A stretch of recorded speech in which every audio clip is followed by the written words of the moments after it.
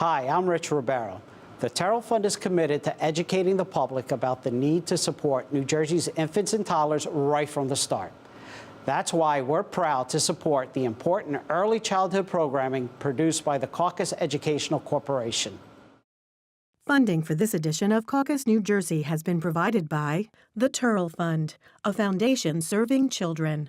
The Nicholson Foundation, changing systems, changing lives by advancing health and early childhood in New Jersey. The PNC Foundation, which supports early childhood education through Grow Up Great, a multi-year initiative to help prepare children from birth to age 5 for success in school and life. RWJ Barnabas Health. The New Jersey Education Association, the Northward Center, and by NJ Best. Promotional support provided by NJ.com, Small News, Big News, True Jersey, and by New Jersey Family Magazine and NJFamily.com.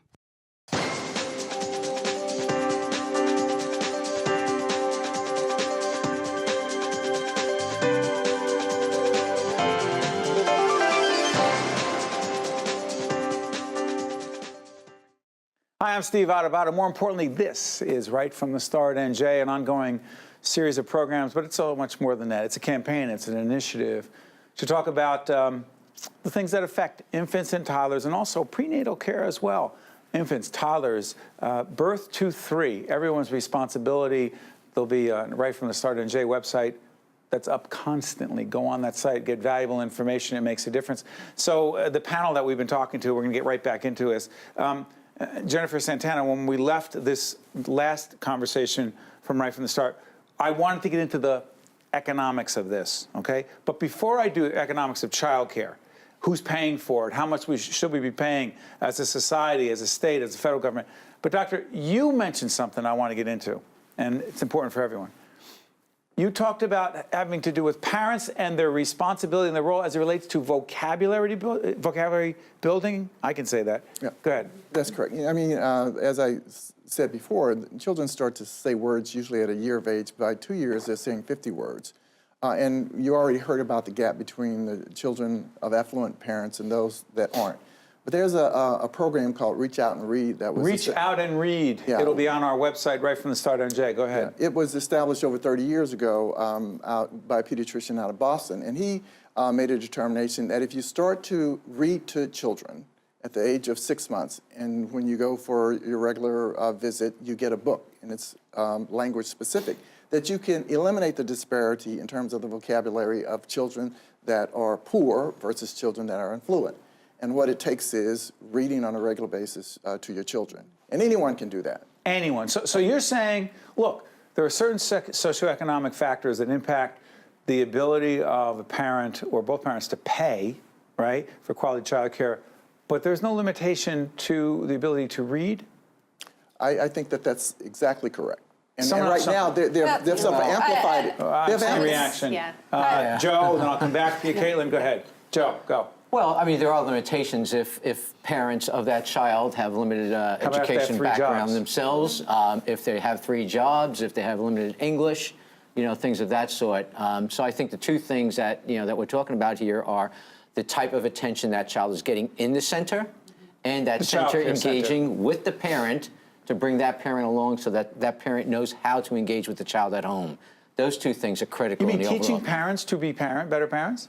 Sure, parenting education is critical. I mean, I think for everybody, not just for impoverished parents, but where do we go for this? So say someone goes on our website Right from the Start NJ, like what? Go here you're shaking your head to learn to be a better parent, Kaitlin? Absolutely, absolutely. Break it down. Well, because we go to class to learn how to drive a car. We don't go to class to learn how to be a parent. It just shows up. And then assume? Yes, and I think also it's thought of as a skill to be taught, and it's a relationship to be grown into over time. There are definitely places you can go to get new information about how to be a parent, but this is a relationship that you engage with. And sometimes what happens is that when you go learn all this information that you can find online, it starts to overwhelm families if they have access to that. At the end of the day, your relationship with your child is actually the thing that's the best teacher. I appreciate that, but let me play devil's advocate. Mm-hmm. So a parent is, or both, working a job, if they're fortunate enough to have a job, potentially working more than one job. Mm-hmm. The doctor triggered something here. Because I'm thinking to myself, what about the parents who say, I'm working, I'm hustling, I don't even like my job, but I'm staying at my job because I need the benefits and whatever it is, and they are stressed. They're at their wit's end. And then read at night. So I think the doctor's saying, yeah, that's right. But you have a responsibility to do those things, because if you don't, there'll be a price to pay for that child. I believe that's what you're saying. But what about for those parents who are saying, I can't do it? Beverly. So we ask parents to look at their schedule and just make some very small periods of time available. Break it down, some examples. So if you're working to 6 or 7 o'clock at night and you come home, you have to prepare dinner for your family. While you're preparing dinner or some time right after dinner, take 15 minutes and read a book to the child before they go to bed. I mean, that's very easy to do. It doesn't take a long period of time. I'm more concerned, though, about cell phones. I just want to bring that into the conversation because I see parents with their children now. The parent is on the cell phone, and there's very little interaction between the parents on the cell phone. Well, let's stay on this. As I said in our first segment, our daughter Olivia, who is 7 and happens to be with me at work today, and I will tell you, I know she's engaged and involved for a couple of reasons. And one of them, she likes to read, she likes to write, but the other thing is I know she has her iPad. And I know she's watching My Little Pony. And I know this morning, as we were getting ready to come here, she was watching My Little Pony. And I was saying, she's been doing that for a while. Question, how much screen time, right, practical advice for parents. I know it's easier for us when our child, and she happens to be 7, but talk about even younger, you know, birth to 3. If he or she is engaged and involved, Joanna, when do you call a timeout and say, no? I think it's so important. Because it is easier, isn't it? Well, it's so much easier to put the kid in front of the TV, hand them your phone, and what we know now about cell phones is they actually release dopamine in the brain that's similar to the way a brain responds on cocaine. So there are similar reactions in the brain for a child on a cell phone as there are for an adult on drugs. So the impact is very, very real. And as a parent, you do have to say, I'm sorry, but no. No is a hard thing when you could be doing something you need to be doing around the house. If you're bringing your child with you to work and you need to keep them quiet, whatever the situation, yeah, it's easier. But as parents, we do have to say no. And Doctor, stay on that. Doctor, is Joanna right about that? Yeah, I was hate hoping to she say wasn't, this but about she is. 15 years ago, I talked to you about this on weekends.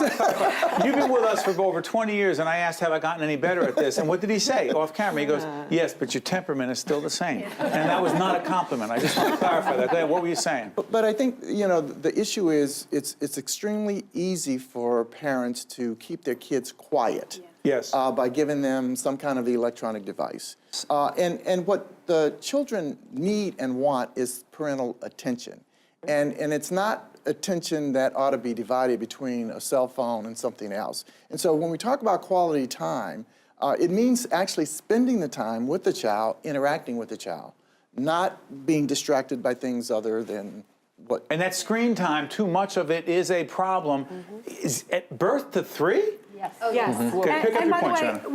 I'll come back. It goes both ways, too, because a lot of times you see parents, and I'm guilty of this as well, who come home and they don't shut off the job. So the parents are on the phone just as much and not engaging with their child. Right. And how many times have my kids asked me a question and I'm doing this? Well, it's not like I send you emails after work hours. I just want to clarify that. It was other people. Your friends bothering you. It's my other boss. Let's not go there. Okay. But we're distracted by our technology, our handheld devices, Carrie, and you work like crazy. How do you? Well, I think what strikes me about this conversation is we're underscoring how it's not all or nothing, right? So as Beverly just said, we can do better incrementally, so we shouldn't be paralyzed by no screen time versus a ton of screen time. But how do we know how much is too much? Well, I think on the lower end to none is the better. But it's also about something that strikes me about the modeling. So while we're talking today, Joanna's bringing up, she might be distracted. Maybe she'd be less distracted if she understood the impact that screen time would have, because it would be more on your mind. Right. And then if you reduce your screen time, you're modeling that kind of engaged behavior for your children. Even for a 2-year-old? Absolutely. Kaitlin, you buy that? Well, technically, under 2, the American Academy of Pediatrics will say no screen time at all. Mm-hmm. And if it's happening. When? Under 2, under age of 2. No, zero, none. That's Who what says that again? the American Academy of Pediatrics. And they're good, right, doctor? So far. However, what they recently came out with some new guidance that, the reality is kids are going to be on screens. That's how we learn. I can see my young children walked up to a television once and went like this because they wanted to see it bigger. Like, that's not what the television does necessarily yet. So when a child might be on the screen, if it's in an engaged relationship that you have with your child. What are you watching? Tell me about that My Little Pony. What happened today to Starfire? Making sure that you engage with them. You know that character? I have young kids. I have an 8-year-old too. Yes, so you engage what they're watching so that it becomes an engagement and it's not just this blank one-to-one, because there is a difference between quiet, which we all said, keeping your kids quiet. We see it at the restaurants, right? That's right. There's a difference between quiet and calm. And in fact, what happens when you watch a screen is you're not neurologically calm. You're actually neurologically excited. Are you engaged? Sometimes, eventually, your brain starts to stop and not be engaged. So what happens is, even if you have to use screens, we all know we make concessions. We talked about, we talk about moderation, and everybody has to do what they have to do, particularly for parents who do work 3-4 jobs sometimes overnight. Kids they need to sometimes be quiet, but we have to also know that when they're looking at that screen, if we engage them, that's going to kick their brain back in from being sort of overwhelmed and quiet to now moving into calm and engaged. And Bonnie, yet, I got you, Joe. I see you. and yet, one of the things that we also know is that even though I'm engaged with my child during screen time, that is not even as good as reading a book together. In terms of developing vocabulary, that engagement with screen time does not make nearly as much difference as if we were looking at a book together and talking about the book. That a little bit. Talk about that a little bit. I'm fascinated by the reading of books to our kids, as we've tried. My wife Jennifer and I try to read as much as possible. I often, and I'm sure our kids are irritated, not just by that, by a lot of things that I do, but I'll stop and say, "What does that word mean?" And they just want to go right past it. They don't want to stop. But I'm thinking to myself, if we're reading this book together, and you don't know what that word means, how would you know what this story is truly about? Is that part of our responsibility, as the doctor was saying before about vocabulary development, to stop, to say, what does that word mean, and then help teach? That's a pain in the neck to kids sometimes. It is, but you're teaching them inquiry, you're teaching them to be curious, you're teaching them to ask questions, and that is a huge part of the learning process. Okay, stay with us. I know there are more comments. This is Right from the Start, NJ. I'm Steve Adubato. I promise you this. More valuable tips, tools, advice for parents, for caregivers, because that's what this initiative is all about. We'll be right back. To watch more Caucus New Jersey, find us online and follow us on social media. I'm Steve Adubato. This is Right from the Start, NJ. Thank you for staying with us. Continue to check out our website for important information. And one of the areas that you'll see information on the website about really deals with advice to parents and who are stressed. And you were saying before, Carrie, that we need to talk about breaking that stress down. What do we really mean by that? Well, tied back to the brain development You're saying and the 3 or 4 system. jobs, et cetera. What does that mean? It matters if the people in the environment, the people that kids are around and the environment they're in is one of constant unhealthy or toxic stress. That's hurting children. And unfortunately, we're not supporting families in the other areas of life so that they are working 3 and 4 jobs. And similarly, the child care providers we're here to talk about, in part, are probably among the lowest wage workers. So there's an inconsistency in how we're valuing. It's interesting. You used the word, the phrase toxic stress. And that phrase was used at the conference we did yesterday that Advocates for Children of New Jersey held. And Dr. Arturo Brito from the Nicholson Foundation, who knows this stuff well, used the term toxic stress. And I was trying to figure out what's the difference between regular stress of doing what we do and toxic stress.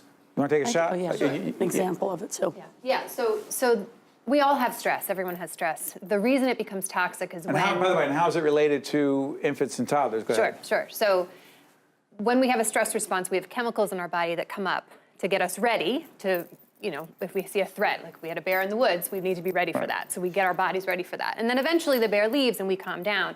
But for people who are under stress consistently, those chemicals never have a chance to go away. And when they're in the body too long, they actually become toxic. Over time, they are actually reducing the life expectancy in our bodies. How is that relevant to the caring of infants and toddlers? Because of how important relationships are to infant and toddler brain development. And the reason relationships are important because kids don't know how to regulate their own emotions unless they're with a caregiver who helps them regulate. But if that caregiver is dysregulated consistently because of this stress in their bodies, it's harder for them to do that. But Jennifer, you were saying as it relates to caregivers that the way they are trained, how do they deal with that? Because caregivers in child care centers must feel some of this really bad stress as well. Am I going to have it wrong? Yeah, because a lot of the people who are caring for young children in centers and family child cares are among our lowest paid people. And as we talk all about right from the start, we know that this is the most important years. Why are they paid so little, by the way? Because society doesn't see it as a priority. Hopefully campaigns like this will start to show the public how important these years are. We pay third grade teachers much more than we pay this young. There was a recent article in the New York Times Magazine about how the most important years, the teachers are being paid the lowest. We ask them to do things like ongoing assessment, like we talked about before, and have all these skills to be able to do it, but we don't pay them anything. So a lot of times what happens is we do all this great training, we give them this great training, they're great caregivers, but if they can't make ends meet in their own family, they move and they go into a completely different sector where they can make more money. And then the continuity of care, the relationships that these babies have formed with their caregivers goes out the window, and we have to find a new person and start We were all talking over in our again. one-on-ones. By the way, we're doing one-on-one interviews with everyone here as part of the Right from the Start NJ series. I believe, I wasn't sure if it was you, Bonnie, or Joe, who mentioned this continuity of care issue. If a child care professional leaves because he or she says, I can't make a living with this, that has a direct impact. Joe, did you bring this up? Or okay, Bonnie, and what impact does that have on the infant, on the 2-year-old, 3-year-old? At the 0 to 3 stage, it is so important that a child feels safe, that the child feels secure, and that the child bonds with their caregiver. And every time there's turnover in staff, that breaks that bond, and that makes that child not feel so safe. And when those child's basic needs of safety are met, that's when the learning happens. But if they're feeling insecure, they're not learning and they're not growing. So let's stay on this. This is not a series that simply talks about the problem. This is a series that attempts to propose some solutions, some remedies. What could and should the state of New Jersey? We have a new governor, as we do this program early in 2018. Governor Phil Murphy. And we believe he cares deeply about these issues. We believe some members of the legislature care deeply about these issues. How would they take that concern and care, Joe, and implement that in terms of real public policy that changes what, can you mandate what child care professionals are paid? Well, we have mandated it through Abbott Supreme Court decisions, but I think that this is makes not a reference to a state Supreme Court decision involving, I believe, 31, if I'm not mistaken, school districts disproportionately urban. And what does that have to? And the state funding that must go to those districts to attempt to equalize, if you will, based on the 1947 Constitution about education in the state. What does that have to do with 0 to 3? So I think what we have seen is the impact of that investment in preschool, and has made a tremendous difference in moving kids along their development and making them kindergarten ready. What we've talked about here in the early years of life, where the care and attention is so important, so that by the time they're 3 years old, there's not a disadvantage already built in as well. So the same type of policy, or actually budget type of consideration, I think it's not just policy. Obviously, to implement policy, you got to put money behind it. So I think we're really talking about what is the budget allocation towards birth to 3, as well as towards preschool education. And we have to think of that, first of all, as an investment, but second of all, as a reallocation down the line, because there should be savings elsewhere that will replace that investment down the line. What you want to talk about specifically is potentially if infants and toddlers do not get the care they need in these first 3 years, there are higher rates, correct me if I'm wrong, there's higher rates of?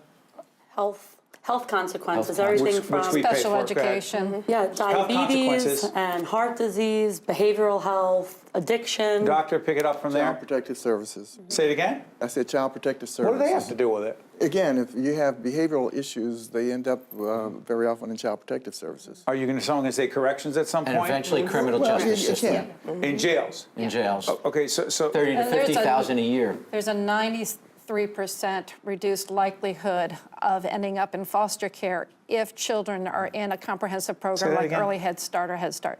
There's a 93% reduction in the likelihood that children will end up in foster care if they're in a comprehensive program such as Early Head Start and Head Start. Okay, this is an interesting policy question, but it's not just a governmental policy question. Paid family leave. Paid family leave. By the way, go on our website right from the start on Jay. There's a whole lot of information about this thing called paid family leave. What is it? And why does it matter in terms of infants and toddlers? Who wants to take a shot at paid family leave? So a woman has a child. She works for our company. Now, the state law says exactly how many weeks do you get?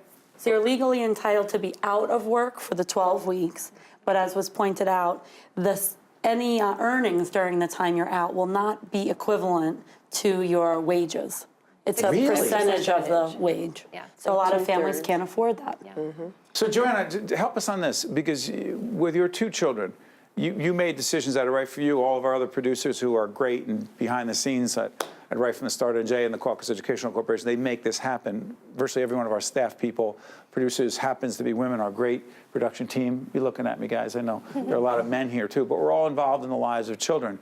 You had to make those decisions as to when you came back, if you came back. Right. Economics mattered big time, right? They do, and I can tell you, each child is different and the needs are different. I can't imagine having to come back to work after 6 weeks, and I felt that way after my daughter, who had a very healthy delivery. Folks who didn't catch Joanne has a 4-year-old daughter, 2-year-old son. Go ahead. That's right. So I had a wonderful delivery with my daughter. She was a healthy little girl.